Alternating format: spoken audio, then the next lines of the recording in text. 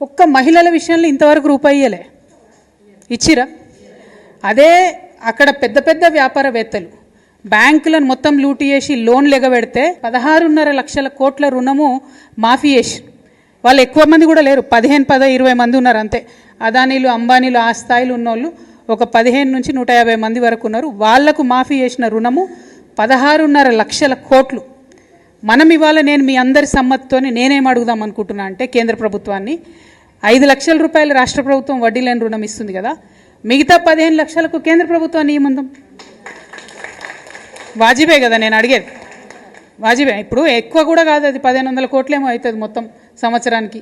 అది కేంద్ర ప్రభుత్వం ఇవ్వచ్చు కదా. నిజంగా ఆడబిడ్డల మీద ప్రేమ ఉంటే, నిజంగా ఏదో చేయాలనుకుంటే ఎందుకు ఇవ్వద్దు కేంద్ర ప్రభుత్వం? ఏమి ఇచ్చింది మనకి ఇప్పటివరకు మహిళలకు కేంద్ర ప్రభుత్వం? డైరెక్ట్ ఏమని ఇచ్చిందా?